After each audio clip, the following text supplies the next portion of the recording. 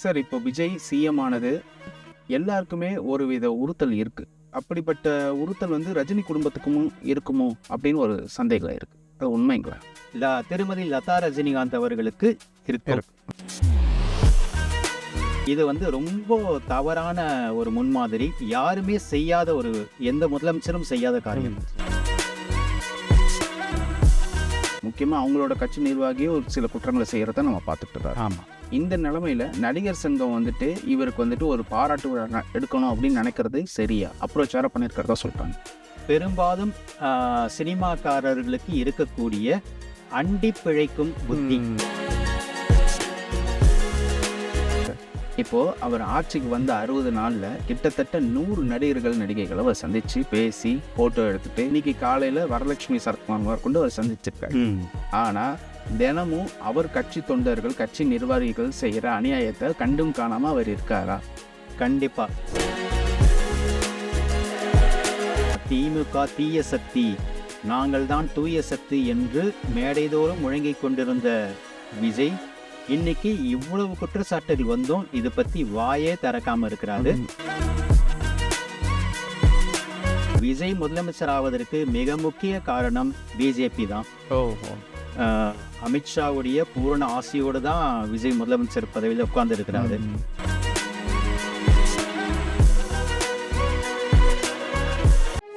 TN Talkies Tamil.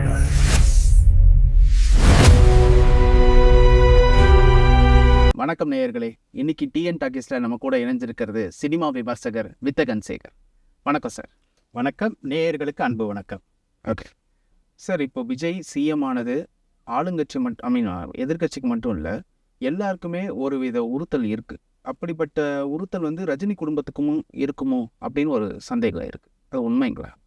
திருமதி லதா ரஜினிகாந்த் அவர்களுக்கு இருக்கும் அப்படிங்கிறது தான் என்னுடைய அசம்ஷனும் கூட.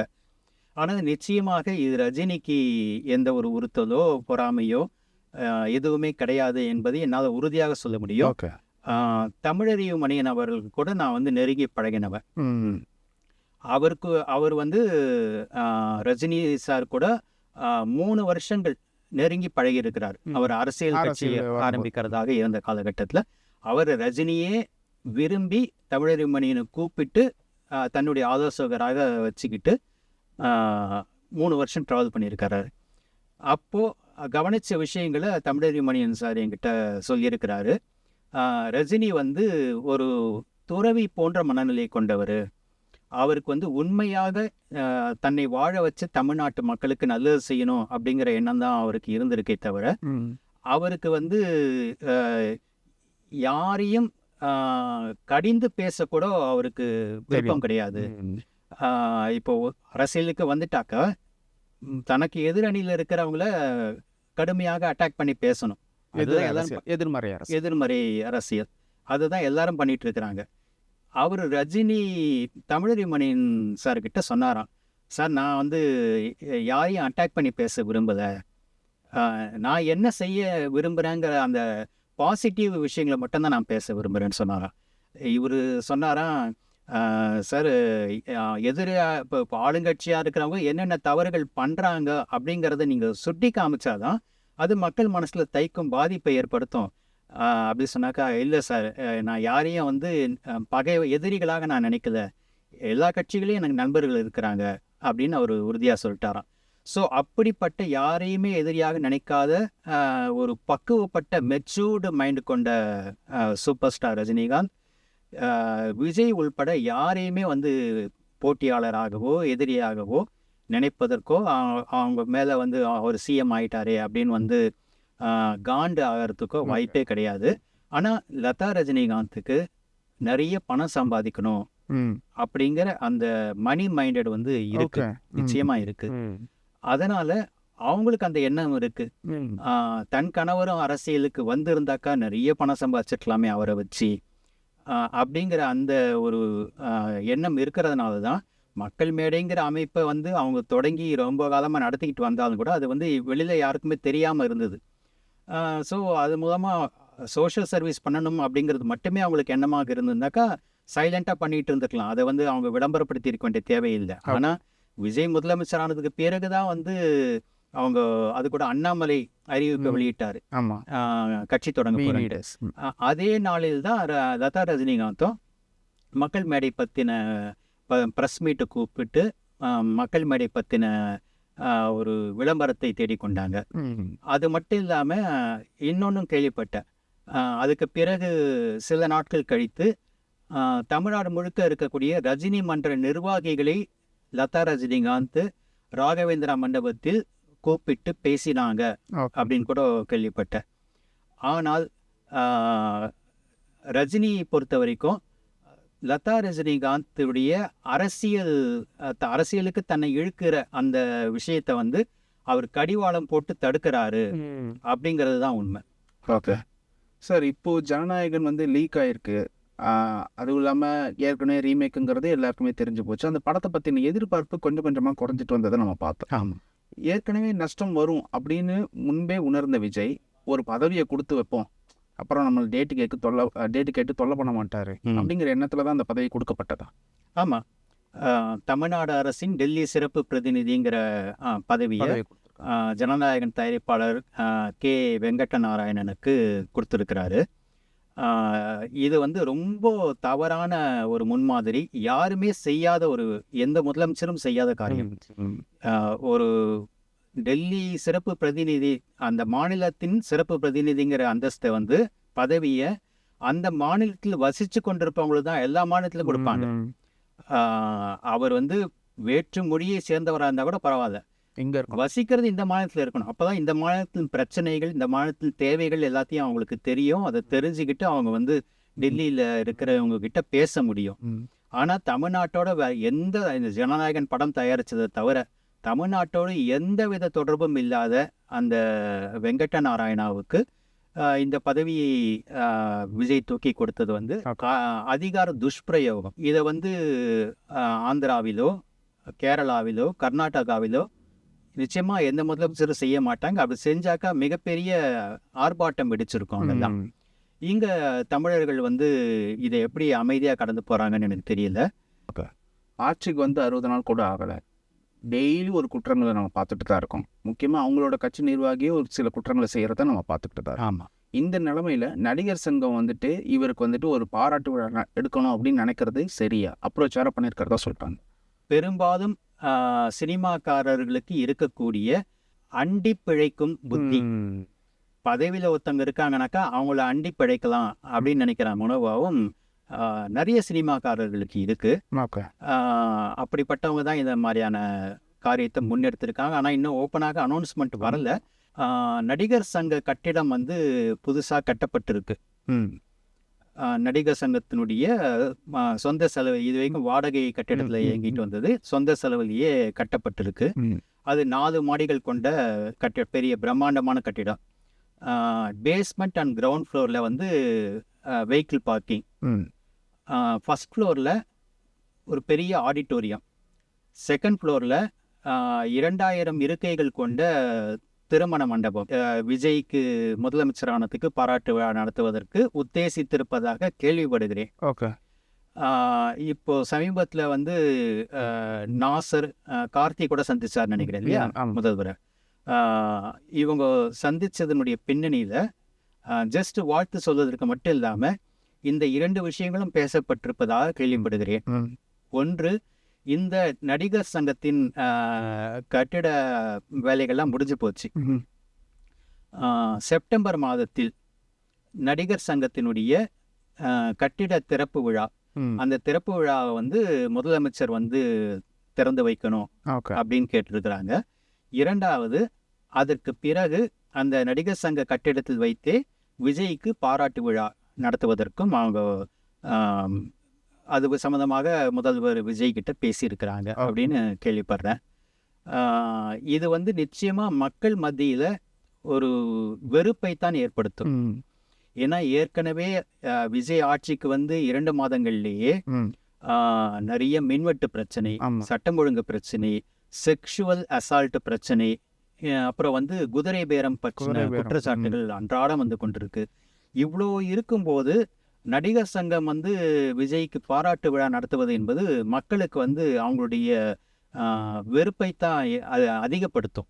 2010 ஆண்டு வாக்கில் திமுக ஆட்சியின் போது பாசத்தலைவனுக்கு பாராட்டு விழா அப்படிங்கிறத இதே நடிகர் சங்கம் நடத்தினாங்க. இதே அடிமை புத்தி கொண்டவர்கள் தான் நடத்தினாங்க.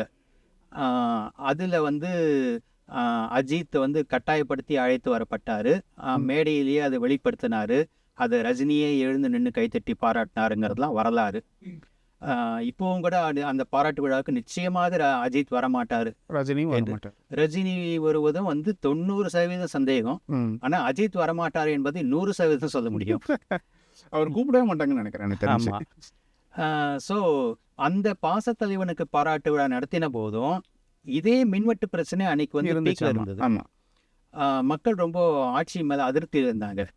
நாமெல்லாம் இவ்வளோ அவதிப்பட்டுக்கிட்டு இருக்கிறோம், இப்போ இதெல்லாம் இந்த விழாவெல்லாம் ஒரு கேடா அப்படின்ட்டு நிறைய மக்கள் கொதிச்சு போனாங்க. அதனுடைய விளைவு 2011 ஆண்டு நடந்த தேர்தலில் திமுக படுதோல்வியை சந்திச்சது. இப்படி இவங்க நடத்தக்கூடிய பாராட்டு விழா விஜய்க்கு வந்து மேலும் கெட்ட பெயரை தான் ஏற்படுத்தும். இதை வந்து தாவேக்காரங்க உணர்ந்து கொள்ள வேண்டும். என்னதான் வெறுப்பு வந்தாலும் சார், ஒரு சில அதாவது கட்சி தொண்டர்கள்னே சொல்லலாம், கட்சி தொண்டர்கள் இதை எப்படியாவது நியாயப்படுத்தணுங்கிற முயற்சியில தான் இருக்காங்க. இது என்ன சொல்லி நியாயப்படுத்துவாங்கன்னா, தமிழ் சினிமாவிலிருந்து உச்ச நடிகராக இருந்து வந்தவருக்கு அந்த திரையுலகம் பாராட்ட கடமைப்பட்டிருக்கிறது. அதை இந்த பாராட்டு விழா நடத்துவதன் மூலமாக விஜயினுடைய ஒரு கடைக்கண் பார்வை சினிமா உலகத்தின் மீது விழும், சினிமாக்காரர்களுடைய கோரிக்கைகள் நிறைவேற்றப்படும், சினிமா துறைக்கு இது நல்லது செய்யும். அந்த மாதிரியாகத்தான் அவங்க வந்து சப்பகட்டு முட்டு கொடுப்பாங்க. இப்போ அவர் ஆட்சிக்கு வந்து 60 நாள்ல கிட்டத்தட்ட 100 நடிகர்கள் நடிகைகளை அவர் சந்திச்சு பேசி போட்டோ எடுத்துட்டு ஒரு சோஃபா இருக்கையில் முன்னாடி எல்லாத்துக்கும் ஒரு டெம்ப்ளேட் மாதிரி ஒரு போட்டோ எடுத்துருக்காரு. இன்னைக்கு காலையில வரலட்சுமி சரத்குமார் கொண்டு அவர் சந்திச்சிருக்காரு. ஆனா தினமும் அவர் கட்சி தொண்டர்கள் கட்சி நிர்வாகிகள் செய்யற அநியாயத்தை கண்டும் காணாம அவர் இருக்காரா? கண்டிப்பா. தாவேக ஆட்சிக்கு வந்த புதிதிலேயே சில நாட்களிலேயே செங்கல் சூளையில மாமூல் கேட்டு தர மறுத்த அந்த செங்கல் சூளை அதிபரை வந்து தாவேகா நிர்வாகி அடித்ததாக புகார் வந்தது. அதுக்கு பிறகு அடுக்கடுக்காக பல்வேறு புகார்கள் தாவேகா நிர்வாகிகள் மீது வந்துகிட்டே இருக்கு. ஒரு தமிழ்நாட்டில் ஒரு ஊர்ல தங்களை வந்து பாலியல் ரீதியாக துன்புறுத்தினாருன்னு சொல்லிட்டு ஸ்ரீவைகுண்டம் எம்எல்ஏ மீது பெண்கள் வந்து குற்றச்சாட்டு சொல்லியிருக்கிறாங்க. அவர் மீது எந்த நடவடிக்கை எடுக்கல. இத்தனைக்கும் அந்த சம்பவத்தை சட்டமன்றத்தில் குறிப்பிட்டு உதயநிதி பேசியிருக்கிறார். அதுக்கு பிறகும் கூட அந்த ஸ்ரீவைகுண்டம் எம்எல்ஏ மீது எந்த நடவடிக்கையும் எடுக்கல. இது மாதிரி பல்வேறு பாலியல் சார்ந்த குற்றச்சாட்டுகள், பணம் கேட்டு மிரட்டுகிற குற்றச்சாட்டுகள், இந்த மாதிரி நிறைய தொடர்ந்து கொண்டே தான் இருக்கு தாவேகா நிர்வாகிகள் மீது. ஒரு ஊழல் குற்றச்சாட்டு என்னன்னா, நீதிமன்றங்களில் நியமிக்கும் அரசு வழக்கறிஞர் பணிகளை 5 லட்சத்திலிருந்து 50 லட்சம் வரைக்கும் பணம் வாங்கி கொண்டு நியமனம் செய்கிறார்கள் அப்படிங்கிற குற்றச்சாட்டை எதிர்கட்சிகள் சொல்லல, யாரோ ஒரு பொதுமக்கள் சொல்லல, தாவேகாவை சேர்ந்த ஒரு பெண் வழக்கறிஞரே ஹைகோர்ட்ல கேஸ் போட்டிருக்காங்க. இதை விசாரிக்கணும்னு கேஸ் போட்டிருக்காங்க. அந்த பெண் வழக்கறிஞர் பெண் ஞான சௌந்தரி என்ற ஞாபகம். ஆனால் நிச்சயமா தாவேகாவை சேர்ந்த பெண் வழக்கறிஞர் தான். அவங்களே வந்து இதை சொல்லியிருக்கிறாங்க. அதாவது கீழ் நீதிமன்றங்களில் அரசு வழக்கறிஞர் நியமிக்கிறதுக்கு 5 லட்சம் அப்படின்னும், உயர்நீதிமன்றங்களில் அரசு வழக்கறிஞர் நியமிக்கிறதுக்கு 50 லட்சம் அப்படின்னும், இப்படி பல்வேறு நீதிமன்றங்களிலும் அந்தந்த நீதிமன்றங்களுடைய தரத்தை பொறுத்த அளவுக்கு இந்த லஞ்ச ஊழல் அதிகரிச்சு இருக்கு அப்படின்னும் அந்த வழக்கில் போட்டிருக்கிறாங்க. இந்த மாதிரியான அரசு வழக்கறிஞர் பணி நியமனத்தில் வந்து லஞ்ச ஊழல் அப்படிங்கிறது எனக்கு தெரிஞ்சு இது வரைக்கும் எந்த ஆட்சி காலத்தில் நடந்ததே கிடையாது. அது கலைஞர் ஆட்சியாக இருந்தாலும், ஜெயலலிதா அம்மா ஆட்சியாக இருந்தாலும், எடப்பாடியார் ஆட்சியாக இருந்தாலும், ஸ்டாலின் ஆட்சியாக இருந்தாலும், எந்த ஆட்சியிலும் தங்களுக்கு வேண்டியவங்களை தங்களுடைய கட்சிக்காரங்களை நியமிப்பாங்க. அவ்வளோதானே தவிர அவங்க கிட்ட பணம் வாங்கிட்டு நியமிச்சு அரசு வழக்கு அரசு வழக்கறிஞர்கள் ரொம்ப முக்கியமான சென்சிட்டிவான ஒரு போஸ்ட். உண்மையான குற்றவாளிகளுக்கு தண்டனை வாங்கி கொடுப்பதும் நிரபராதிகளை விடுதலை செய்வதற்கும் அவங்க தான் வந்து முக்கியமான கருவிகள்.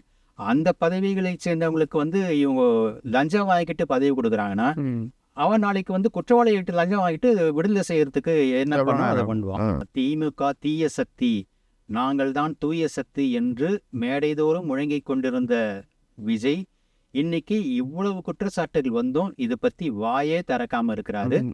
இது வந்து அவருக்கு ஓட்டு போட்ட மக்கள் மத்தியிலேயே கூட வந்து ஒரு வெறுப்பை ஏற்படுத்தி இருக்கின்றது தான் உண்மை. இப்போ விஜய் வந்து முதலமைச்சர் ஆயிட்டாரு. இந்த ஆசை வந்துட்டு தனுஷ் பக்கமும் திரும்பி இருக்கு, சூர்யா அவர்கள் பக்கமும் திரும்பி இருக்குன்னு ஒரு கருத்து இருக்கு.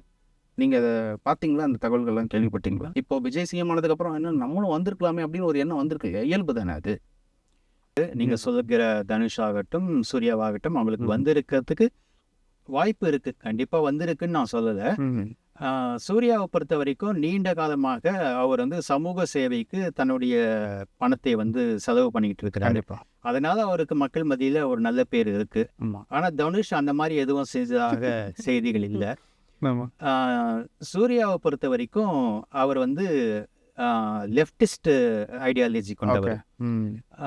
ஆனா வந்து விஜய் ஆட்சிக்கு வருவதற்கு மிக முக்கிய காரணமாக இருந்தவங்க, இது வந்து சாதாரண பொதுமக்களுக்கு தெரியாது, ஆனா அரசியல் தெரிந்தவர்களுக்கு பத்திரிகையாளர்களுக்கு இந்த உண்மை தெரியும். விஜய் முதலமைச்சர் ஆவதற்கு மிக முக்கிய காரணம் பிஜேபி தான்.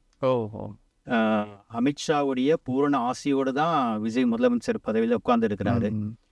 தங்களுடைய ஆள் இவர் நம்ம தமிழ்நாட்டில் என்னென்ன திட்டங்களை எல்லாம் நிறைவேற்ற வேண்டும் என்று நினைக்கிறோமோ அது எல்லாத்தையும் இவர் மூலமாக நிறைவேற்றி கொள்ளலாம் அப்படின்னு கணக்கு போட்டு தான் விஜய் அந்த முதலமைச்சர் பதவியிலும் அவங்க உட்கார வச்சிருக்கிறாங்க.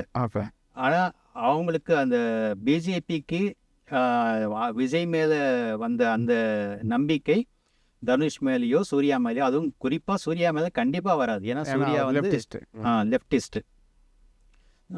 அடுத்து தனுஷ் பார்த்தீங்கன்னாக்கா அவருக்கு கூட இந்த மாதிரி பிஜேபியுடைய சப்போர்ட் கிடைச்சதுன்னா, அல்லது இவரே பிஜேபியை நாடி போய் சப்போர்ட்டை கேட்டா கூட இந்த காலகட்டத்தில் அவங்க அதை பிஜேபி அதை செய்ய மாட்டாங்க. ஏன்னா ஆல்ரெடி தங்களுடைய திட்டங்களை நிறைவேற்றுவதற்கு தோதான ஆளாக முதலமைச்சர் பதவியில் விஜய் உட்கார்ந்து இருக்கிறார். இதற்கு பிறகு தங்களுடைய திட்டங்களை செயல்படுத்துவதற்கான பி டீமாகத்தான் அண்ணாமலையை அனுப்பி வைத்திருக்கிறது பிஜேபி மேலிடம் அப்படின்னும் ஒரு கருத்து இருக்கு. ஐயுஎம்எல் அவங்க, காங்கிரஸ், பிசிக, கம்யூனிஸ்ட், இவங்க எல்லாருமே பிஜேபி ரொம்ப ஸ்ட்ராங்காக எதிர்க்கிறவங்க. இவங்களோட விஜய் கூட்டணியாக வச்சுக்கிட்டு பிஜேபி பி டீமாக செயல்படுறதுங்கிறது ஏற்க முடியுதா? நல்ல கேள்வி. பிஜேபி என்ன நினச்சிருக்குன்னா, இந்த தேர்தல் முடிவுகள் மே 4ஆம் தேதி வெளிவந்ததுக்கு பிறகு அதிமுக கூட்டணியை அவங்களுக்கு இருக்க அதிமுக எம்எல்ஏக்கள் 47 பேர், அந்த எம்எல்ஏக்களை வந்து விஜய்க்கு ஆதரவு கொடுக்க செஞ்சு ஆட்சி அமைக்கலாம் அப்படின்னு தான் பிஜேபி மேலிடம் நினைச்சிட்டு இருந்தது. இதுக்கிடையில வந்து காங்கிரஸ் முந்திரி கொட்டத்தனமா தானே முன் வந்து நாங்க ஆதரவு கொடுக்குறோம் சொல்லிட்டாங்க. சொன்ன உடனே வந்து இவர் பேராசையோட விஜய் வந்து அவங்கள உள்ள எடுத்து போட்டுக்கிட்டாரு. இது வந்து பிஜேபிக்கு பெரிய கோபத்தை விஜய் மீது ஏற்படுத்தி விட்டது. ஏன்னா அவங்களுடைய நோக்கமே, அவங்களுடைய பிரச்சார முழக்கமே காங்கிரஸ் முத்து பாரத் அப்படிங்கிறது தான். அதாவது காங்கிரஸ் இல்லாத பாரதத்தை உருவாக்க வேண்டும் அப்படின்னு சொல்லிட்டு இருக்கிறவங்க பிஜேபி. இங்க ஏற்கனவே செத்து போய் கடந்த ஐசியூவில் கடந்த காங்கிரஸை இவர் வந்து 2 மினிஸ்டர் போஸ்ட் கொடுக்குறேன்னு சொல்லிட்டு கூப்பிட்டு வந்து வச்சுக்கிட்டு அவங்களுக்கு வந்து ஐசியூவில் இருக்கவங்களுக்கு வந்து ஒரு ட்ரீட்மெண்ட் கொடுக்குற மாதிரி ஆயிடுச்சு. அது பிஜேபிக்கு ஒரு பெரிய கோபத்தை ஏற்படுத்திடுச்சு. இன்னைக்கு வந்துட்டு சிஎம் நடித்த படத்துக்கே ஏ சர்டிஃபிகேட் கிடைக்குது. இதனால வசூல் ரொம்ப பாதிக்குமா? 2வது, ஏ சர்டிஃபிகேட் கொடுக்கணுங்கிறது மத்திய அரசோட எண்ணம், அதாவது சென்சார் அப்படிங்கிற ஒரு போர்வைக்குள்ள இருக்கிற மத்திய அரசோட ஒரு எண்ணம். சிஎம் படத்துக்கே அப்படிங்கிற அந்த ஏகாரம் இருக்குல்ல உங்க கேள்வியில, அதுலேயே எனக்கு உடன்பாடு இல்லை. ஏன்னா நமக்கு எல்லாம் சட்டத்தில் என்ன உரிமைகள் இருக்கோ அதே உரிமை தான் முதலமைச்சருக்கும் இருக்குது. சட்டத்தின் முன் அனைவரும் சமம். அதனால் ஒரு சிஎம் அதில் நடித்தவர் சிஎம் ஆயிட்டாருங்கிறதுக்காக சென்சார் போர்டு வந்து ஒரு தனி சலுகையை கொடுக்கணும்னு எந்த கட்டாயமும் கிடையாது. 2வது, சென்சார் போர்டு நினச்சிருந்தால் இன்னமும் கூட சென்சார் சர்டிஃபிகேட் கொடுக்காம காலம் தாழ்த்தி இருக்க முடியும். ஏன்னா வந்து கோர்ட்டுகளே சொல்லிடுச்சு, இது வந்து சென்சார் போர்டினுடைய ப்ரெராகேட்டிவ், ஓகே. அவங்களுடைய தனி உரிமை சம்மந்தப்பட்டது. இதில் நாங்கள் தலையிட முடியாது. ரீசென்சார் கொடுக்கறதுக்கு என்னென்ன கண்டிஷன்ஸ் போடுறாங்களோ அதை நீங்கள் ஆப்ளிஜ் பண்ணணும் அப்படிங்கிற மாதிரி தான் கோர்ட்டுடைய வேர்டிக்டே இருக்குது. ஸோ அவங்க வந்து என்னென்னமோ காரணம் சொல்லி இன்னும் கூட சர்டிஃபிகேட் கொடுக்காம காலம் தாழ்த்தி இருக்க முடியும். ஆனால் அதை அவங்க செய்யலை. ஓகே. ஸோ அதனால் அவங்களுக்கு வந்து ஒரு உள்நோக்கம் இருக்குது, இந்த சர்டிஃபிகேட் இஷ்யூ பண்ணுறதுல உள்நோக்கம் இருக்குது அப்படிங்கிற கூற்று இங்கே அடிபட்டு போகுது. ஓகே. ஏ சர்டிஃபிகேட் கொடுக்கறதுக்கு என்ன காரணம்னா, இந்த படத்தில் வந்து நான் ட்ரெய்லர் தான் பார்த்தேன். நான் வந்து லீக் ஆன படத்தை நான் பார்க்கல. ஓகே. ட்ரெய்லர் பார்த்த வரைக்கும் இந்த படத்தில் வந்து அதிகமான வன்முறை காட்சிகள் இருக்குது அப்படின்னு தெரியுது.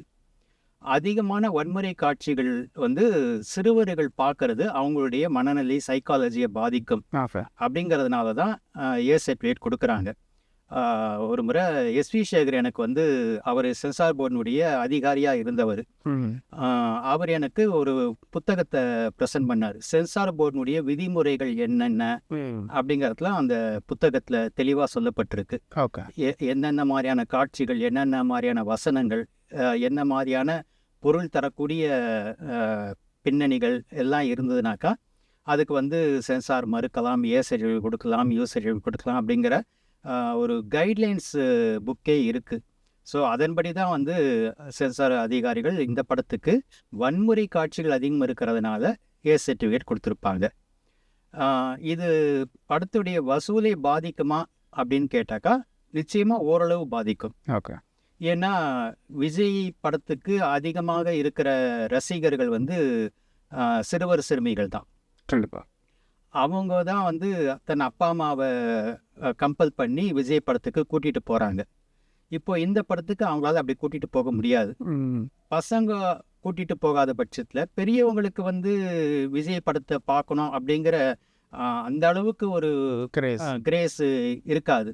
அவங்க என்ன நினைப்பாங்க, எப்படி இருந்தாலும் ஓடிடியில் வரப்போகுது, அப்போ பார்த்துக்கலாம் அப்படின்னு வந்துடுவாங்க.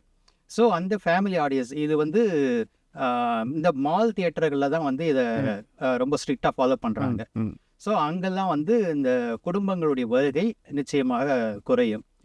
ஆனால் ஓவராலாக பார்த்தீங்கன்னா தமிழ்நாட்டில் ஒரு 1200 ஸ்க்ரீன்ஸ் இருக்குது அப்படின்னு வச்சுக்கிட்டிங்கன்னா அதில் மால் ஸ்க்ரீன்ஸினுடைய எண்ணிக்கை வந்து ஒரு பாதிக்கும் குறைவானதாகத்தான் இருக்கும். ஓகே. அதனால் அந்த ஸ்க்ரீன்ஸில் மட்டும்தான் வந்து இந்த குடும்பங்களுடைய வசூல் பாதிக்குமே தவிர ஓவராலாக தமிழ்நாட்டினுடைய வசூலில் இது பாதிப்பை ஏற்படுத்தாது. ஓகே. வன்முறைன்னு சொன்னதுனால தான் நான் கேட்குறேன். போன கட்சியில் வந்துட்டு வன்முறை அதிகமாக இருக்குது அப்படின்னு சொல்லி திமுக மேலே பழி சுமத்தி தான் இன்னைக்கு நம்ம ஓட்டு வாங்கி ஜெயிச்சு வந்திருக்கோம். கண்டிப்பாக. அதுவும் போலீஸ் காவல்துறை எல்லாருமே நம்ம விமர்சிச்சிருக்கோம். முந்தானத்து ஸ்பீச் முதற்கொண்டு அப்படி தான் நம்ம பார்க்குறோம். அப்படிலாம் நம்ம இருந்துட்டு இன்னைக்கு போலீஸாக நடித்து அதில் ஒரு வன்முறை சார்ந்து நம்ம ஏ சர்டிஃபிகேட் வாங்கியிருக்கும் போது விமர்சனம் எழுமா எழாது? கண்டிப்பாக விமர்சனம் எழுது. ஆல்ரெடி திமுக ஆட்சியில் வந்து இவங்க எந்த அளவுக்கு சட்டம் ஒழுங்கை பற்றி விஜய் குறை சொன்னாரோ தேர்தல் பிரச்சாரங்களின் போது, எந்த அளவுக்கு பெண்கள் மீதான பாலியல் தாக்குதல்கள், செக்ஷுவல் அசால்ட்ஸ் பற்றி குறை சொன்னாரோ, இதெல்லாம் தடுக்க முடியலனாக்கா நீங்கள் பதவி விட்டு போயிடுங்க சிஎம் சார் அப்படின்ட்டு விஜய் சொன்னார். ஆனால் அதே குற்றங்கள், சட்டம் ஒழுங்கு சார்ந்த குற்றங்களும் சரி, பெண்கள் மீதான பாலியல் தாக்குதல்களும் சரி, முன்ன இருந்த அதே அளவுக்கு இப்போதும் தொடர்ந்து கொண்டு தான் இருக்கு, இந்த கடந்த 2 மாதத்திலும் கூட. கண்டிப்பாக. அப்படி இருக்கும்போது இவருடைய படங்கள்லையும் இந்த படம் மட்டும், ஜனநாயகன் படம் மட்டும் சொல்ல முடியாது, சமீப காலமாக பல படங்கள்லையுமே வந்து, அதாவது மாஸ் ஹீரோஸ் நடிக்கிற படங்கள், அதில் வந்து வன்முறை காட்சிகள் அதிகம் சேர்க்கப்பட்டு வருது, வலிந்து திணிக்கப்படுதுன்னு சொல்லணும். நிறைய பேருக்கு தெரிஞ்சிருக்காதுன்னு நினைக்கிறேன். கூரன் அப்படிங்கிற படத்தில் எஸ்ஏசி நடிச்சிருந்தார். ஆமாம், போன வருஷம். ஆமாம், அந்த படத்துடைய ஆடியோ லான்ச்சில் எஸ்ஏசியே பேசியிருக்காரு. நான் பீக்கில் இருந்த காலகட்டங்களில் வந்து வன்முறைகள் வந்து அதிகமாக, வன்முறை வெறியை மக்கள் மனசில் தூண்டும் விதமாக காட்சிகள் இருந்ததில்லை. ஆனால் இன்னைக்கு வர்ற டைரக்டர்கள் வந்து வன்முறை காட்சிகளை வலிந்து திணிக்கிறாங்க. ரத்தம் தெறிக்கிற காட்சிகள், தலையை வெட்டுற காட்சிகள், இதெல்லாம் வந்து ஒரு காலத்தில் வில்லன்கள் தான் வந்து கொலை செய்வாங்க அப்படிங்கிற இந்த நிலைமை மாறி இப்போ ஹீரோக்களே சர்வசாதாரணமாக கொலை செஞ்சுட்டு அவங்க டூயட் பாடிக்கிட்டு இருக்கிறாங்க. இது வந்து ஆரோக்கியமான போக்கு இல்லை அப்படின்னு எஸ்ஏசிஏ சொல்லியிருந்தாரு. அதுதான் யதார்த்தமும் கூட. அந்த அட்வைஸை ஒரு மகனுக்கு சொன்னாரான்னு எனக்கு தெரியாது. ஆனால் யதார்த்த நிலைமை அதுதான். இப்போ கமல் நடித்த Vikram blockbuster hit, Jailer, ரஜினியுடைய ஜெயிலர் அதுவும் பிளாக் பஸ்டர் ஹிட்டு, விஜயுடைய லியோ, அப்புறம் மாஸ்டர் கோட்டு, இப்போ வரப்போகிற ஜனநாயகன், எல்லாத்துலேயுமே வந்து வன்முறைகள் தலை தூக்கி தலைவிரிச்சு ஆடுது. நிச்சயமாக இது சிறுவர்கள், அதாவது 18 வயதுக்கு குறைவான அடலசன்ட் ஏஜில் இருக்கிற பசங்க மத்திய மனநிலையில் வந்து மிகப்பெரிய தாக்கத்தை, பாதிப்பை ஏற்படுத்துது. இது ஜெகதீஸ்வரன் வந்து சோஷியல் ஆக்டிவிஸ்ட் ஜெகதீஸ்வரன் கூட ஒரு முறை பதிவு பண்ணியிருந்தார். அவர் வந்து பள்ளிக்கு போய் மாணவர்கள்கிட்ட உரையாடி இருக்கார் சோஷியல் அவேர்னஸ் விதமாக. அப்போது மாணவர்கள் வந்து அந்த ஸ்க்ரீனிங் பண்ணி காமிச்சிருக்காரு சில விஷயங்களை சோஷியல் அவேர்னஸ்க்காக. அப்போது விபத்து சார்ந்த காட்சிகளை வந்து அவர் பிளர் பண்ணி காமிச்சிருக்காரு. அப்போ அந்த பசங்க, ஆம்பளை பசங்க இவர்கிட்ட சொன்னாங்களா, ஏன் சார் பிளர் பண்ணுறீங்க, அப்படியே காமிங்க அப்படின்றாங்களா. அதில் தான் ரொம்ப ரத்தம் இருக்கும்பா அப்படி சொன்னாக்கா, இருக்கட்டும் சார் நாங்கள் பார்க்குறோம் அப்படின்னாங்களாம். இந்த அளவுக்கு பசங்க மத்தியில் வந்து ஒரு இது ஏற்பட்டு, இப்போ வன்முறை ரசிக்கணுங்கிற மனோபாவம் ஏற்பட்டுருக்குன்னா அதுக்கு வந்து இன்னைக்கு வர்ற படங்கள், மாஸ் ஹீரோக்களுடைய படங்கள் தான் காரணம்னு சொல்லியிருந்தாரு. ஸோ அதுதான் யதார்த்தம். இதை வந்து இதுக்கப்புறமா விஜய் புரிஞ்சுக்கிட்டு என்ன ஆக போகுது, அவர் வந்து கடைசி படம்னு சொல்லிட்டாரு. மற்ற ஹீரோக்களாவது தங்களுடைய படங்களில் வந்து வன்முறையை குறைக்க வேண்டும் அப்படிங்கிறது சமூக ஆர்வலர்களுடைய எதிர்பார்ப்பாக இருக்கு. டிவிகே தொண்டர் வந்து சொல்லியிருந்தாரு, ஜெயிலர் 2 வரட்டும், நாங்கள் குஜிலி மஸ்து பண்ணி அனுப்புகிறோம். இவங்க குஜிலி மஸ்து பண்ணுற அளவுக்கு ரஜினி அவ்வளோ வீக் ஆகிட்டாரா? இந்த கேள்விக்கு நான் விரிவாக பதில் சொல்கிறேன். கண்டிப்பாக. ஒரு படமே பார்ட் 1 பீட் பண்ணது கிடையாது. ஜெயிலர் 2 முடிஞ்சு போயிடும், கதை முடிஞ்சிடும். என்ன ஒன்று, இன்கேஸ் ரஜினிகாந்த் போயிட்டு கெஞ்சனார் அப்படின்னாக்கா வேணா பாவப்பட்டு வேணா விடுவோமே தவிர, மற்றபடி வந்து ரஜினிகாந்த் குஜிலி மஸ்து பண்ணலான்னு ஒரு பிளானில் இருக்கிறோம். டிவிகே தொண்டர் வந்து சொல்லியிருந்தாரு, ஜெயிலர் 2 வரட்டும், நாங்கள் குஜிலி மஸ்து பண்ணி அனுப்புகிறோம். இவங்க குஜிலி மஸ்து பண்ணுற அளவுக்கு ரஜினி அவ்வளோ வீக் ஆகிட்டாரா? இந்த கேள்விக்கு நான் விரிவாக பதில் சொல்கிறேன். கண்டிப்பாக. ஒரு பேட்டியில் நீங்கள் வந்து சொல்லியிருந்தீங்க, அந்த டி இமானுக்கும் சிவகார்த்திகேயனுக்கும் ஒரு பிரச்சனை இருக்குது, பிரச்சனை போயிட்டுருக்கு அப்படின்னு. அது பூதாகரமாக வெடித்தது வந்துட்டு 2023. உண்மையாக சொன்ன டி இமானுக்கு வாய்ப்பு குறைஞ்சிருக்கு, தப்பு பண்ண சிவகார்த்திகேயனுக்கு சூப்பர் ஸ்டார் அந்தஸ்து கிடச்சிருக்குங்கிறது சினிமா உலகத்தோட தராசு. என்ன நியாயம்? டி இமானுக்கும் சிவகார்த்திகேயனுக்கும் இடையில் இப்படி ஒரு பிரச்சனை ஓடிக்கிட்டு இருக்கு அப்படிங்கிறத நீங்கள் தான் முதல்ல சொன்னீங்க. அதை சொன்னேன் அப்படின்ற கிரெடிட்டை நீங்கள் கொடுத்ததுக்கு நன்றி. தேங்க்யூ. இது வந்து நான் 2022 பேசினதாக ஞாபகம். ஓகே. அதுக்கு பிறகு சுமார் ஓராண்டு கழித்து தான் ஒரு யூடியூப் சேனலுக்கு கொடுத்த பேட்டியில் டி இமான் இந்த பிரச்சனையை வந்து வெளிப்படையாக வச்சுட்டு காட்டியிருக்காரு. வெளிப்படையாக அந்த மனைவி அந்த எக்ஸ்ட்ரா மேரிட்டல் அஃபேர்ன்றதை சொல்லாமல் சிவகார்த்திகேயன் படத்துக்கு அவர் துரோகம் பண்ணிட்டாரு, அவருக்கு நான் இனிமேல் எந்த காலத்துலையும் மியூசிக் பண்ண மாட்டேன்னு சொல்லி அறிவிச்சிருந்தார். அப்போது வந்து நான் பேசின வீடியோ, அது இன்னும் அதுக்கு பிறகு மற்ற பத்திரிகையாளர்கள் பேசினதெல்லாம் அதையும் கொண்டு அது தமிழ்நாட்டு மக்கள் அது என்னங்கிறத தெளிவாக புரிஞ்சுக்கிட்டாங்க. டி இமானுடைய பேட்டி அந்த சேனலில் வெளியே வந்த அந்த தினத்தில் ட்விட்டரில் நான் தான் வந்து நம்பர் 1 ட்ரெண்டிங்கில் இருந்தேன்ட்டு என் நண்பர்கள் சொன்னாங்க. ஓகே. இப்போ ட்விட்டரில் இல்லை. ஓகே.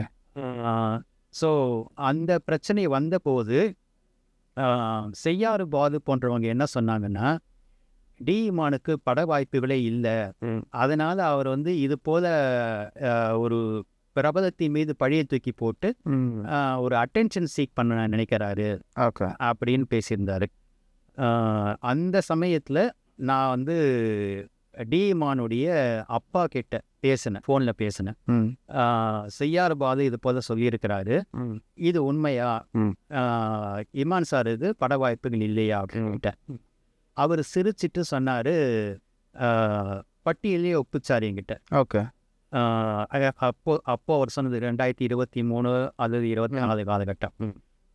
ஐஸ்வர்யா ராஜேஷ் நடிக்கிற படம், விஜய் சேதுபதி நடிக்கிற படம் உள்பட ஒரு 5-6 படங்கள் பேரை சொல்லி இத்தனை படங்கள் இமான் இப்போ பண்ணிட்டு இருக்காரு சார். அதனால அவர் வந்து இந்த மாதிரி ஒரு சீப் பப்ளிசிட்டி தேடிக்கணுன்ற எந்த அவசியமும் அவருக்கு இல்லை அப்படின்னு சொன்னார். ஸோ அதுதான் உண்மை. உண்மையில் வந்து டி இமான் சிவகார்த்திகேயனால் பாதிக்கப்பட்டிருக்காரு. அந்த பாதிப்பை தான் அவர் பேட்டியில் வெளிப்படுத்தியிருக்காரு தவிர அவருக்கு அந்த காலத்தில் பட வாய்ப்புகள் இருந்ததுங்கிறது உண்மை. ஆனால் இப்போ அவருக்கு பட வாய்ப்புகள் இல்லை, போதிய பட வாய்ப்புகள் இல்லை அப்படின்னு தான் கேள்விப்படுறேன். இந்த இடத்துல இன்னொன்னையே நான் சொல்ல விரும்புகிறேன். ஒரு படத்துக்காக அந்த படம் வந்து இந்த ஜூலை மாதத்தில் ஷூட்டிங் தொடங்குது. அந்த படத்துக்காக ஒரு பிரபல மியூசிக் டைரக்டர் வேணும் அப்படின்னு சொல்லிட்டு அந்த பட ப்ரொடியூசர் என்கிட்ட கேட்டிருந்தார். ஏன்னா அவங்க படத்துக்கு நான் ஹீரோயின் புக் பண்ணி கொடுத்துருக்குறேன். அந்த ப்ரொடியூசருக்கு கூட எனக்கு ஒரு பழக்கம் இருக்குங்கிறதுனால அவர் என்கிட்ட கேட்டார், உங்களுக்கு யாராவது ஒரு பிரபல மியூசிக் டைரக்டர் கிட்ட அப்பாயின்மெண்ட் வாங்க முடியுமான்னு கேட்டேன். நான் டி இமானுடைய அப்பா கிட்ட அப்பாயின்மெண்ட் வாங்கிட்டு டைரக்டரை கூட்டிக்கிட்டு போய் கதை சொல்ல வச்சார். ஒரு ஒன்லைன் சொன்னார் டைரக்டர். கேட்டுட்டு இமானுடைய அப்பா, நல்லா இருக்கு, நான் வந்து புதன்கிழமை, நாங்கள் மீட் பண்ணது திங்கக்கிழமை, நான் புதன்கிழமை இமான் கிட்ட பேசிட்டு உங்களை இமானை சந்திக்கிறதுக்கு அப்பாயின்மெண்ட் வாங்கி கொடுக்குறேன், நீங்கள் அவர்கிட்டயும் கதை சொல்லுங்க அப்படின்னு சொல்லி எங்களை அனுப்பி வச்சார். ஆனால் அதுக்கு பிறகு வந்து பல முறை நான் டி இமானுடைய அப்பா கிட்ட தொடர்பு கொண்ட போதும் அவர் கால் அட்டன் பண்ணி மரியாதையாக பேசினாரு. ஆனால் வந்து திரும்ப திரும்ப போஸ்ட்போன் பண்ணிக்கிட்டே இருந்தார் சந்திப்பை. ப்ரொடியூசர் சீக்கிரமாக மியூசிக் டைரக்டரை ஃபிக்ஸ் பண்ணணும் அப்படின்னு நியாயமான எதிர்பார்ப்பு இருந்ததுனால நான் அவர்கிட்ட தீர்மானமாக கேட்டேன், சார் வாய்ப்பு இருக்குமா இல்லையா இமான் சாரை சந்திக்கிறதுக்கு அப்படின்னு கேட்டதுக்கு, இல்லை சார் இப்போ ஒரு பிஸியாக இருக்கிறாரு, இந்த படம் விட்டுருங்க அப்புறம் பார்க்கலாம் அப்படின்னு சொல்லிட்டு எப்போ சொல்கிறாருன்னா, நாங்கள் சந்தித்து 1 மாதம் கழிச்சு சொல்கிறார். 1 மாதமா என்னை வந்து தேவையில்லாமல் ஃபாலோ பண்ண வச்சுட்டார். இது போல் சில சினிமா கலைஞர்களுக்கு, நடிகைகள், மியூசிக் டைரக்டர் பல பேருக்கும் சொல்கிறேன், பொதுவாக அவங்களுடைய குடும்பத்தை சார்ந்த யாரோ ஒருத்தர் நானே மேனேஜராக இருக்கிறேன் அப்படின்னு எடுத்து போட்டுக்கிட்டு நல்ல பட வாய்ப்புகள், நான் கூட்டிகிட்டு போய் சொன்ன கதை வந்து நல்ல கதை, அது வந்து நிச்சயமாக வெற்றி பெற போகிற ஒரு கதை அது. அந்த நல்ல கதைகளை வந்து செலக்ட் பண்ணாமல் ஏதேதோ காரணத்தால் வந்து புறக்கணிச்சுட்டு தங்களை சார்ந்தவர்கள் தங்களுடைய மகனுக்கே கூட வந்து ஒரு நல்ல ஃபியூச்சர் அமையறத வந்து அவங்களே வந்து தங்களையும் அறியாமல் கெடுத்து விடுகிறார்களோ அப்படின்னு எனக்கு தோணுச்சு. டிவிகே தொண்டர் வந்து சொல்லியிருந்தாரு, ஜெயிலர் 2 வரட்டும், நாங்கள் குஜிலி மஸ்து பண்ணி அனுப்புகிறோம். இவங்க குஜிலி மஸ்து பண்ணுற அளவுக்கு ரஜினி அவ்வளோ வீக் ஆயிட்டாரா? இந்த கேள்விக்கு நான் விரிவாக பதில் சொல்கிறேன். கண்டிப்பாக. ரஜினியை தன்னுடைய சினிமா முன்னோடியாக, சினிமா குருவாக ஏற்றுக்கொண்டு வளர்ந்து வந்தவர் தான் விஜய். இதுக்கு நிறைய உதாரணங்கள் சொல்ல முடியும். உதாரணத்துக்கு நான் சிகப்பு மனிதன் 1985 வந்த படம், எஸ்ஏசி டைரக்ஷன். தன் பையனை வந்து தன் பையனுடைய விஜய்ன்ற பேரை வந்து பெருசாக விளம்பரப்படுத்தணுன்ற காரணத்துக்காகவே நான் சிகப்பு மனிதன் படத்தில் ரஜினி சாருடைய கேரக்டர் நேம் விஜய். அந்த படத்தில் இந்த விஜயும் வந்து ஒரு ஃப்ரேமில் வருவார். அதுக்கு பிறகு விஜயகாந்த் நடித்த ஒரு படத்தில் கூட எஸ்ஏசி படத்தில் விஜயகாந்துக்கு விஜய்னு பேர் வச்சுருப்பார். அதுக்கப்புறம் வந்து விஜய் நடித்த படங்களுடைய லான்ச் ஃபங்க்ஷனுக்கு ரஜினியை கூப்பிடுறது வந்து வழக்கமாக இருந்தது. உதாரணத்துக்கு சந்திரலேகா படத்துடைய தொடக்க விழாவுக்கு ரஜினியை சீஃப் கெஸ்டாக கூப்பிட்டுருந்தாங்க. திரையுலகின் நிரந்தர முதல்வர் ரஜினி அவர்களே வருக வருக அப்படின்ட்டுலாம் வந்து பேனர் வச்சுருந்தாங்க. அப்புறம் விஜயே கூட பல படங்களில் தான் ரஜினி ரசிகன் அப்படிங்கிறத தன்னுடைய வாயாலேயே உணர்த்தி இருக்கிறாரு. உதாரணத்துக்கு பூவே உனக்காக படத்தில் விஜயும் சார்லியும் ஒருத்தரை மீட் பண்ணுவாங்க. அப்போது சார்லி சொல்லுவார், நான் கமல் ரசிகன், இவர் ரஜினி ரசிகன் அப்படின்னு சொல்லுவார்.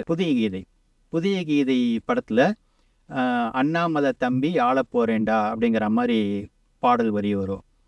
அப்புறம் இன்னொரு படத்துல தலைவர்னா விஜயகாந்த் தான், வாத்தியார்னா ரஜினி தான் அப்படின்னு வசனம் பேசியிருப்பாரு விஜய். அப்புறம் போக்கிரி படத்துல துப்பாக்கியை வச்சு ஸ்டைலா மேனரிசம் பண்ணிட்டு எத்தனை ரஜினி படத்தை பார்த்து வளர்ந்துருக்கிறேன் அப்படின்னு விஜய் வசனம் பேசியிருப்பாரு. இது போல எண்ணற்ற படங்களில் ரஜினி தான் தனக்கு முன்னோடி அப்படிங்கிறத விஜயே தன்னுடைய வசனங்களாலேயே தெளிவுபட சொல்லியிருக்கிறாரு. ரஜினியுடைய பல்வேறு ஸ்டைல்கள், விஜய் படத்தினுடைய பல்வேறு ஸ்டைல்களை பார்த்தீங்கன்னா அது ரஜினியினுடைய இன்ஸ்பிரேஷனாக தான் இருக்கும். விரல் எப்படி எப்படி பண்றது, டிஃப்ரெண்டா பண்றதுல எல்லாமே போடுறது எல்லாமே வந்து இன்னொரு படத்துல வந்து இப்படி கையை வச்சு இப்படி சிகரெட்டை தூக்கி போட்டு பிடிப்பார். அழகிய தமிழ் மகன். அழகிய தமிழ் மகன் அதுவும் ரஜினி 3 முடிச்சுலேயே பண்ணது தான் அது. ஸோ இப்படி எல்லா விதத்துலேயும் வந்து ரஜினியை அடியொற்றி வளர்ந்து வந்தவர் தான் விஜய். இதை வந்து இன்னைக்கு இருக்கிற விஜயுடைய விசிலடிச்சான் குஞ்சுகள் மறந்துட்டு ரஜினியை வந்து ஒரு விரோதி மாதிரி பார்க்கறதும் பேசுறதும் வேடிக்கையா இருக்கு. அண்மையில் பாக்கியராஜ் சார் காலமான அன்னைக்கு விஜய் ரசிகர்கள் சோசியல் மீடியாவில் எழுதியிருந்தாங்க, பாக்கியராஜ் இறந்ததுக்கு பதிலாக சொல்றது கூட எனக்கு வாய் வரல, அவர் இறந்திருக்கலாம்னு சொல்லிட்டு போட்டிருந்தாங்க. எவ்வளவு வன்மம் இது! அந்த அளவுக்கு ரஜினி வந்து இவங்களுக்கு என்ன கெடுதல் பண்ணிட்டாரு. இன்ஃபேக்ட் விஜய் வளர தொடங்கிய காலகட்டம்ங்கிறது 1990s தொடக்கம் தான். 1990s வந்து ரஜினி அப்போவே சூப்பர் ஸ்டார் தான். அன்னைக்கே அவர் வந்து இண்டஸ்ட்ரியில் நம்பர் 1 தான். அவர் நினச்சிருந்தா இன்னொருத்த எதுக்கு புதுசாக வந்து பெரிய ஹீரோ வளர்றது வேணாம் அப்படின்னு அவருடைய வளர்ச்சிக்கு முட்டுக்கட்டை போட்டிருக்கக்கூடிய செல்வாக்கு ரஜினிக்கு இருந்தது அப்போவே. தயாரிப்பாளர்கிட்டையும் விநியோகஸ்தர்கிட்டையும் தியேட்டர் ஓனர்கள்கிட்டையும் பேசி அவர் முட்டுக்கட்டை போட்டிருக்க முடியும். ஆனால் அவர் அப்படிதான் எதுவுமே செய்யலை. தன் பெயரை சொல்லிக்கிட்டு வளருகிற ஒரு ஹீரோ அப்படின்னு சொல்லிட்டு அதை சந்தோஷமாக தான் ரசித்தார் ரஜினி. அவர் முதலமைச்சர் ஆனதுக்கு பிறகு வந்து அவர் போய் பார்த்து வாழ்த்து சொல்லலை அப்படிங்கிற ஒரே ஒரு காரணத்தை வச்சுக்கிட்டு இது வந்து ரொம்ப அல்பத்தனமான காரணம். நேரில் போய் பார்த்து இவர் ரஜினி எவ்வளோ பெரிய சீனியர், நியாயமாக பார்த்தா விஜய் தான் முதலமைச்சரான பிறகு அவர் எப்படி ஸ்டாலினை போய் சந்தித்து வாழ்த்து பெற்றாரோ அது போல் ரஜினியை விஜய் தான் சந்தித்து வாழ்த்து பெற்றிருக்கணும். அதை செய்யாமல் ரஜினி போய் அவரை சந்திக்கலன்னு சொல்லிட்டு அவர் மேலே வந்து இவ்வளவு வன்மம் பாராட்டுறதுங்கிறது ரொம்ப முட்டாள்தனமான விஷயம். இவங்க குஜிலி மஸ்து பண்ணினா ரஜினி விழுந்துடக்கூடிய அளவுக்கு அவர் வந்து சாதாரணமானவர் கிடையாது. அவர் வந்து ஒரு இமயமலை. விஷ்ணு விஷால் விஜய் சார்னு பேசல அப்படிங்கிற ஒரே காரணத்துக்காக எவ்வளவு தூரம் அவங்களுடைய அறிவு கீழே இறங்கி இருக்கு பாருங்க. விஜய் சார்னு பேசலன்ற ஒரே காரணத்துக்காக கட்டா குஸ்தி 2 படத்தை வந்து ஓட விட மாட்டோம், குஜிலி மஸ்து பண்ணுவோன்னு அப்போவும் சொன்னாங்க. ஆனால் அந்த படம் நல்லா தான் ஓடிக்கிட்டு இருக்கு, பெரிய பிளாக் பஸ்டர். ஸோ விஷ்ணு விஷாலையே வந்து இவங்களால வந்து தொட முடியலன்னும் போது ரஜினியோட உயரத்துக்கு இவங்கெல்லாம் என்ன பண்ண முடியும்? ஜெயிலர் 2 நிச்சயமா மிகப்பெரிய வெற்றியை பெறதான் போகுது. ஓகே, இப்போ ஜெயிலரோட பெரிய பரபரப்புன்னு பார்த்தோம்னா அந்த ஆடியோ லான்ச்சில் ரஜினி சார் பேசின காக்கா கழுகு கதை தான் அப்படிங்கிறது தான் எல்லாரோட இதுவும். அதை வந்துட்டு விஜய் சார் பதில் சொல்கிற மாதிரி லியோவோட சக்ஸஸ் மீட்லையும் காக்கா கழுகுன்னு சொல்லிட்டு ஒரு மேனரிசம் பண்ணியிருப்பார். அதுக்கப்புறம் ஜெயிலர் 2 இப்போ வரப்போகுது. இந்த தடவையும் ஒரு காக்கா கழுகு கதையை எதிர்பார்க்கலாமா? முதல்ல அன்னைக்கு நடந்த அந்த சம்பவத்துக்கான பின்னணியை சொல்லிடுறேன். ஓகே. விஜய் கிட்ட கோல்டு காயின் வாங்கின ஒரு சில பத்திரிகையாளர்கள், அது யாருன்னு நான் சொல்லி தெரிய வேண்டிய அவசியம் இல்லை, நேயர்களுக்கு நல்லாவே தெரியும். அந்த பத்திரிகையாளர்கள் தான் தேவையில்லாமல் பேட்டிகளில் ரஜினிக்கு வயசாயிடுச்சு, இனிமேல் அவர் சூப்பர் ஸ்டார் கிடையாது, விஜய் தான் சூப்பர் ஸ்டாரு அப்படின்னு கொளுத்தி போட்டாங்க. ஓகே. அதுதான் கொழுந்து விட்டு எரிய ஆரம்பிச்சது. ஓகே. ரஜினி ரசிகர்களுக்கும் விஜய் ரசிகர்களுக்குமான எதிரும் புதிருமான அந்த சண்டைகள்லாம் அதுக்கு பிறகு தான், சோஷியல் மீடியா சண்டைகள்லாம் அதுக்கு பிறகு தான் வந்துச்சு. இதனுடைய விளைவாகத்தான் அவர் ரஜினி அன்னைக்கு ஜெயிலர் ஆடியோ லான்ச்சில் அந்த காக்கா கழுகு கதையை சொன்னார். நான் ரொம்ப உயரத்துக்கு போயிட்டேன், நான் யாரையுமே இப்போ போட்டியாக நினைக்க வேண்டிய தேவையே இல்லை, எனக்கு யாரும் போட்டியாக வரப்போகிறதும் கிடையாது அப்படிங்கிற ஒரு யதார்த்தமான உண்மையை அவர் அந்த கதையில் சொல்லியிருந்தார். இதுக்கு பிறகு நீங்கள் சொன்ன மாதிரி விஜயும் வந்து ஒரு கவுண்டர் கொடுத்துருந்தாரு அவருடைய ஆடியோ லான்ச்சில். இப்போது விஜய் முதல்வர் ஆனதுக்கு பிறகு ரஜினி மீது கொஞ்சம் கூட நியாயமே இல்லாமல் எரியப்படுகிற இந்த அவதூறு கற்கள் காரணமாக ரஜினி மனம் புண்பட்டிருக்கிறார். அது வந்து இந்த தர்மன் படத்தினுடைய லான்ச்சிலே கூட வந்து அவருடைய பேச்சில் வெளிப்பட்டது. நிச்சயமா இதை தவிர அவருக்கு வேற எந்த காரணமும் கிடையாது அந்த பேச்சுக்கு. நம்ம பிடிக்காதவங்க நம்ம எது பேசினாலும் தப்பா எடுத்துக்கிறாங்க, நமக்கு பிடிச்சவங்க நம்ம எது பண்ணாலும் நம்ம வந்து அக்செப்ட் பண்ணிக்கிறாங்க அப்படின்னு சொல்லியிருந்தாரு. இது வந்து முழுக்க விஜய் ரசிகர்களை குறி வச்சு சொன்னதுதான். இது கமல் சாரை கூட வந்து ரொம்ப நெகிழ்ச்சியோட செஞ்சு உடனே அவர் கட்டி பிடிச்சுக்கிட்டாரு கமல். ஸோ இந்த அளவுக்கு அவர் ரஜினி தேவையில்லாமல் மனம் புண்பட்டிருப்பதனால இந்த ஜெயிலர் 2 ஆடியோ லான்ச்சில் மலேசியாவில் நடக்க போகுது. ஓகே, ஜெயிலர் 2 ஆடியோ லான்ச்சில் நிச்சயமாக இந்த விஜய் ரசிகர்களுடைய இந்த ஆணவத்துக்கு பதிலடி கொடுக்கிற விதமாக ஏதாவது கண்டிப்பாக சொல்வார். ஏன்னா ரஜினி ரசிகர்களும் எதிர்பார்க்குறாங்க. ஓகே, ஸோ கண்டிப்பாக அந்த பதிலடி கிடைக்கும் என்று ரஜினி ரசிகர்கள் எல்லோரும் எதிர்பாருங்கள். சார், இப்போது அஜித் சார் படம் 64, அந்த படத்தில் வந்துட்டு அவருக்கு ஜோடியாக கையெழு லோகர் வந்துட்டு புக் செய்யப்பட்டதாக சொல்கிறாங்க. என்ன நடக்குது? அந்த படத்தை பற்றின எந்த செய்திகளும் வெளியே வரல. ப்ரொடியூசர் இல்லைன்றாங்க, சாரே ப்ரொடியூஸ் பண்ண போகிறதா சொல்கிறாங்க. இல்லை ஷாலினி நேமில் மேம் நேமில் வந்துட்டு சார் வந்து அந்த ப்ராஜெக்டை டேக் ஓவர் பண்ண போகிறதா சொல்கிறாங்க. என்ன நடக்குது அந்த கேம்பில்? ரசிகர்கள் ரொம்ப வெயிட் பண்ணிகிட்டே இருக்காங்க. கிட்டத்தட்ட 1 வருஷம் கடந்துருச்சு, அவர் இன்னும் கார் ஓட்டிட்டு தான் இருக்காருன்னு போது ரொம்ப அப்செட் ஆகுறாங்க. இந்த மூவி பஸ்ஸை பொறுத்த வரைக்கும் எனக்கு இன்ட்ரெஸ்ட் கிடையாது. ஓகே, மூவி பஸ் செய்திகளை நான் படிக்கிறதும் கிடையாது. மூவி பஸ் சம்மந்தமாக நான் பல்வேறு போட்டிகள் கொடுத்தாலும் மூவி பஸ் சம்மந்தமான இந்த படத்தில் இன்னார் நடிக்க போகிறாங்க, இன்னார் ஹீரோயின், இன்னார் மியூசிக்கு, இன்னார் டைரக்ஷன், அந்த மாதிரி விஷயங்களை வந்து பேசுவதும் கிடையாது. ஏன்னா எனக்கு அதில் ஆர்வம் கிடையாது. ஓகே, இப்போது நான் வந்து ஒரு உதாரணத்துக்கு சொன்னாக்கா, எனக்கு சினிமாவில் ரொம்ப பிடித்த நல்ல மனிதர்னா அது ரஜினி. ஓகே, சினிமாவில் எனக்கு ரொம்ப பிடித்த சிறந்த நடிகர்னா கமல். ஓகே, அப்படி இருந்துமே நான் வந்து கமல் படங்களையே கூட வந்து வருகிற எல்லா படத்தையும் நான் பார்க்கறது கிடையாது. ஓ, விக்ரம் படம் அது வந்து ரொம்ப போதை மருந்து, வன்முறை, அதீத வன்முறையெல்லாம் இருக்குன்னு தெரிஞ்சதுனால அந்த படம் நான் வந்து தியேட்டரில் போய் பார்க்கல. ஓகே, நான் ஹாட் ஸ்டாரில் தான் பார்த்தேன்.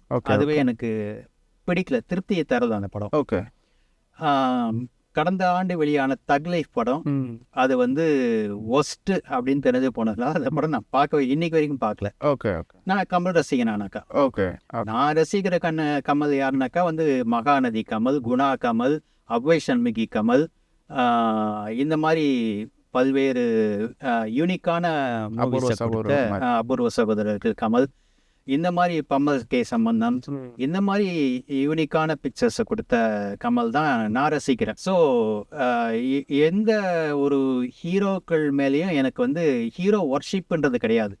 ஹீரோ ஒர்ஷிப் இல்லாத பட்சத்தில் இந்த ஹீரோ அடுத்து என்ன படம் பண்ண போகிறாரு, யார் டைரக்ட் பண்ண போகிறாங்க, யார் ஹீரோயினாக நடிக்க போகிறாங்க அப்படிங்கிறத தெரிஞ்சுக்கிறதுல எனக்கு எந்த ஆர்வமும் கிடையாது.